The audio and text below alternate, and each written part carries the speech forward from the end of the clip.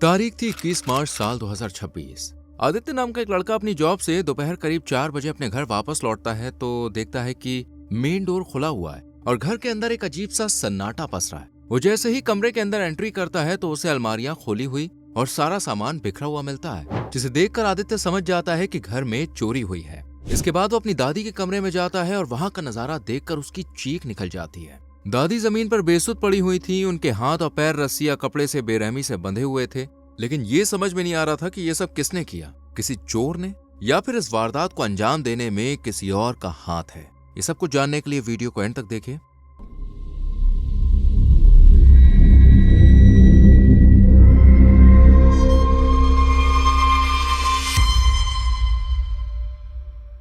Welcome to case file. और इस case की शुरुआत होती है उत्तर प्रदेश की राजधानी लखनऊ से, जहां निशादगंज इलाके में रंजना नाम की एक महिला अपने परिवार के साथ रहा करती थी। रंजना की उम्र करीब 36 साल के आसपास थी। उसकी शादी करीब 19 से 20 साल पहले त्रिदेश वर्मा नाम के एक शख्स के साथ हुई थी, जिसके बाद दोनों के 3 बच्चे भी हुए। इनका एक बेटा और 2 बेटियां थी। सबसे बड़े बेटे का नाम था आदित्य, जिसकी उम्र करीब 18 साल के आसपास है। वहीं दूसरी बेटी 15 साल की और तीसरी बेटी सिर्फ 1.5 साल की है। ये पूरा परिवार निशादगंज इलाके के गली नंबर 3 में 2 मंजिला मकान में रह रहा था। त्रिदेश की मां निर्मला देवी भी इसी परिवार का हिस्सा थी, जिनकी उम्र 69 साल हो चुकी थी और उनके होने से ही इस घर में असली रौनक थी। सुबह की पूजा पाठ से लेकर रात के खाने तक घर का हर कोना उनकी मौजूदगी से चहकता था।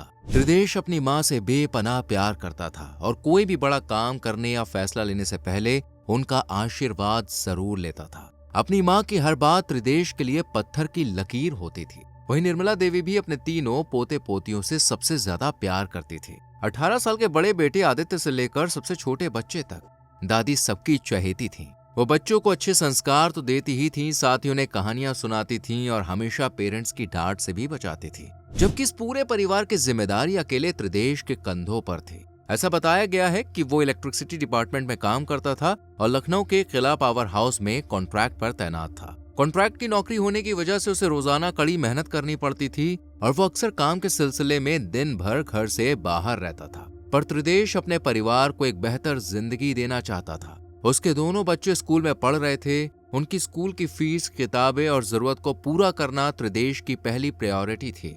उसके बड़े बेटे आदित्य ने भी अपने पिता की मदद करने के लिए एक डिलीवरी बॉय के तौर पर पार्ट टाइम काम करना शुरू कर दिया था। परिवार में सब कुछ ठीक ठाक चल रहा था, लेकिन आज से करीब 4 साल पहले त्रिदेश के दिमाग में एक ख्याल आया। उसने सोचा कि हमारी पूरी फैमिली तो नीचे वाले ग्राउंड फ्लोर पर आराम से रहती है, जबकि ऊपरी मंजिल पूरी तरह से खाली पड़ी है। वहाँ पर अच्छे खासे 8 से 10 कमरे बने हुए हैं जो किसी भी काम के नहीं है, और क्यों ना इन कमरों को किराए पर उठा दिया जाए। इससे घर बैठे बैठे हर महीने एक्स्ट्रा इनकम भी होने लगेगी और बच्चों की पढ़ाई लिखाई का खर्च भी आसानी से निकल जाएगा। जब उसने इस बारे में अपनी मां निर्मला देवी से बात की तो उन्हें भी ये आइडिया ठीक लगा, जिसके बाद त्रिदेश ने अपने घर के बाहर टू लेट का बोर्ड लगा दिया। अब क्योंकि निशादगंज एक बहुत ही बिजी और पॉपुलर रिहायशी इलाका है, वहां से रोजाना सैकड़ों स्टूडेंट्स, नौकरी पेशा लोग और टैक्सी ड्राइवर्स गुजरते हैं। जब उन्होंने गेट पर बोर्ड लगा हुआ देखा तो वो खुद ही कमरे के बारे में पूछने के लिए आने लग गए। इसके अलावा त्रिदेश और उसकी मां निर्मला देवी ने आसपास के दुकानदारों और पड़ोसियों से भी कह रखा था कि उनके मकान की ऊपरी मंजिल पर कुछ कमरे खाली हैं,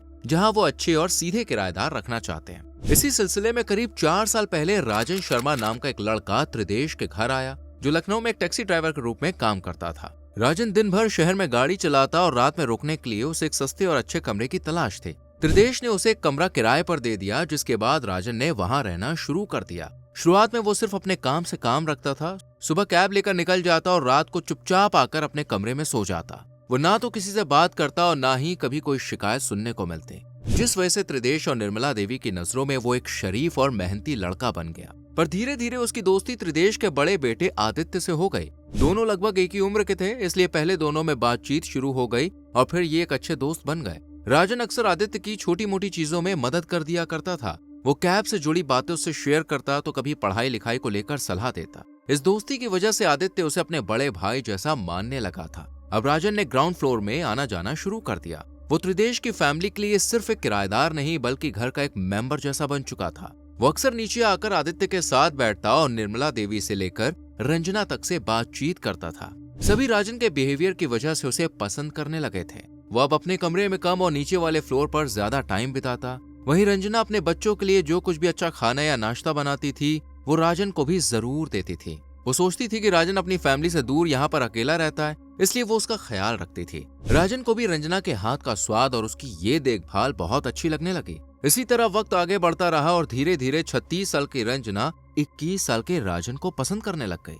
राजन भी रंजना के इस बदले हुए बर्ताव को समझ रहा था। हालांकि दोनों के बीच उम्र का करीब 15 साल का फासला था, लेकिन वो इस बात को भूल गए। रोज रोज की मुलाकातों ने इनके रिश्ते को एक गहरे प्यार में बदल दिया और रंजना और राजन का अफेयर शुरू हो गया। त्रिदेश रोज सुबह तय समय पर अपने काम के लिए घर से निकल जाता, जबकि बच्चे भी स्कूल चले जाया करते थे। जैसे ही त्रिदेश घर से दूर जाता, रंजना राजन को नीचे अपने कमरे में बुला लेती और कमरे का दरवाजा अंदर से बंद कर लेती। दोनों बंद कमरे में कई कई घंटों तक साथ रहते थे। पुलिस की कोर्ट रिपोर्ट के अनुसार त्रिदेश की गैर मौजूदगी का फायदा उठाकर इन दोनों के संबंध काफी आगे बढ़ चुके थे। हालांकि शुरुआत में किसी को भी इन पर डाउट नहीं हुआ। त्रिदेश से लेकर निर्मला देवी तक को यही लगता था कि रंजना राजन को अपने बेटे की तरह मानती है और रंजना भी सबकी आंखों में धूल झोंकने के लिए ऐसा ही ड्रामा करती थी। वो त्रिदेश के सामने ही राजन के कपड़े भी धोती थी और उसके कमरे तक की सफाई करने जाती थी। ये देखकर त्रिदेश को लगता था कि रंजना बस एक माँ का फर्ज निभा रही है, पर उसे इस बात का जरा भी अंदाजा नहीं था कि जिस लड़के को उनकी पत्नी बेटे जैसा कह रही है, उसके साथ रंजना का अफेयर चल रहा है। इसी तरह वक्त आगे बढ़ता रहा और वक्त के साथ राजन का नीचे आना और रंजना के कमरे का दरवाजा अंदर से बंद होना भी लगातार बढ़ने लगा। बंद कमरे की आहटों, रंजना के हाव भाव और राजन के साथ उसकी बढ़ती हुई नजदीकियों को देखकर आखिरकार सास निर्मला देवी का ये भ्रम टूट गया कि रंजना राजन को बेटे की तरह मानती है। उन्हें जैसे ही इनके रिश्ते की हकीकत पता चली तो उन्होंने रंजना से इस बारे में बात की। तब उसने साफ कह दिया कि वो गलत सोच रही हैं। इन दोनों के बीच ऐसा कुछ भी नहीं है। ये सुनकर निर्मला देवी भी चुप हो गईं, क्योंकि उनके पास कोई ठोस सबूत नहीं था। लेकिन एक दिन उन्होंने रंजना और राजन को आपत्तिजनक हालत में देख लिया, जिसके बाद उन्होंने अपने बेटे त्रिदेश को सब कुछ बता दिया। अपनी पत्नी की हरकतों को सुनने के बाद घर में हंगामा हो गया, पर रंजना बार बार एक ही बात कहती रही कि जो भी निर्मला देवी कह रही है वो सब झूठ है, उसके और राजन के बीच कोई रिश्ता नहीं है। पर निर्मला देवी ने दोनों को साथ में अपनी आंखों से देखा था, इसलिए रंजना की बात पर त्रिदेश ने यकीन नहीं किया, बल्कि उसे पहले डांट फटकार लगाई और फिर समझाया कि वो राजन से रिश्ता खत्म कर दे, क्योंकि अगर इनके रिलेशन के बारे में पड़ोसियों को पता चल गया तो बहुत बदनामी होगी। साथ ही दोनों बच्चों की नजरों में भी रंजना गिर जाएगी, इसलिए अगर वो राजन का साथ छोड़ देती है तो त्रिदेश उसे माफ कर देगा। इसी दौरान निर्मला देवी ने भी अपने बेटे से कह दिया कि उन्हें राजन को फौरन घर से निकाल देना चाहिए, फिर ना तो कोई उससे बात करेगा और ना ही वो इस घर में दोबारा आएगा। पर यह सुनकर रंजना भड़क उठी। उसे लगता था कि अगर राजन घर से चला गया तो उसका 4 साल पुराना रिश्ता हमेशा के लिए टूट जाएगा। इसलिए वो निर्मला देवी से कह देती है कि राजन कहीं नहीं जाएगा, वो इसी घर में रहेगा। उसकी जिद से ये साफ हो गया कि वो राजन के बिना अब एक दिन भी नहीं रह सकती। पर निर्मला देवी ने ठान लिया था कि वो उसे अपने घर से निकाल के ही रहेंगी। इन दोनों के बीच चल रही बहस की वजह से पूरे घर का माहौल खराब हो गया था और राजन का भी नीचे आना जाना बिल्कुल बंद हो गया था। पर रंजना से ये दूरी बर्दाश्त ही नहीं हो रही थी, इसलिए वो चुपचाप राजन से मिलती है और उससे कहती कि अगर इन दोनों को साथ रहना है तो निर्मला देवी को रास्ते से हटाना होगा, क्योंकि त्रिदेश को तो वो किसी तरह मना लेगी, पर उसकी माँ राजन को यहाँ रुकने नहीं देगी। ये सुनकर वो भी रंजना के प्लान में शामिल हो जाता है, क्योंकि राजन भी उससे दूर नहीं होना चाहता था। अब तारीख आती है 21 मार्च साल 2026। हर रोज की तरह सुबह ही त्रिदेश अपने काम पर निकल जाता है, जबकि बड़ा बेटा आदित्य अपनी जॉब पर और बीच वाली बेटी अपने मामा के घर चली जाती है। घर में अब सिर्फ रंजना, उसकी 1.5 साल की बेटी और निर्मला देवी ही अकेली बची थी। मौका देखते ही रंजना राजन को फोन करके नीचे बुला लेती है। आपको बता दें कि घर के अंदर सीसीटीवी कैमरे लगे हुए थे। रंजना और राजन जानते थे कि अगर वो कैमरे चलते रहे तो उनका जुर्म रिकॉर्ड हो जाएगा, इसलिए रंजना अपने मोबाइल ऐप के जरिए घर के अंदर के सभी सीसीटीवी कैमरों को करीब 2 घंटे के लिए बंद कर देती है, ताकि कोई सबूत ना बचे। इसके बाद दोनों निर्मला देवी के कमरे में दाखिल होते हैं, जो आराम से बैठी हुई थी। इससे पहले कि वो कुछ भी समझ पाती है, चिल्ला पाती, रंजना और राजन उन्हें पकड़ लेते हैं और उनके हाथ पैर कसकर बांध देते हैं। इसके बाद दोनों मिलकर निर्मला देवी की जान ले लेते हैं। जैसे ही निर्मला देवी की सांसें थमती हैं, रंजना और राजन घर की अलमारियां खोल देते हैं और सामान जमीन पर बिखेर देते हैं। रंजना कीमती गहने और कैश अलमारी से निकालकर एक जगह छुपा देती है, ताकि पुलिस को ऐसा लगे कि घर में कोई चोर या डकैत घुस आया था और उसने लूटपाट के इरादे से ही निर्मला देवी की जान ले ली।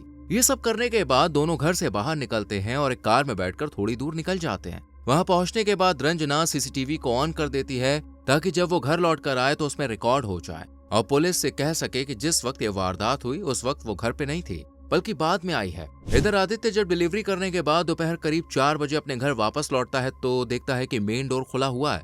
वो जैसे ही अंदर जाता है तो उसे कमरे की अलमारियां खोली हुई मिलती हैं, सारा सामान बिखरा हुआ मिलता है, जिसे देखकर आदित्य समझ जाता है कि घर में चोरी हुई है।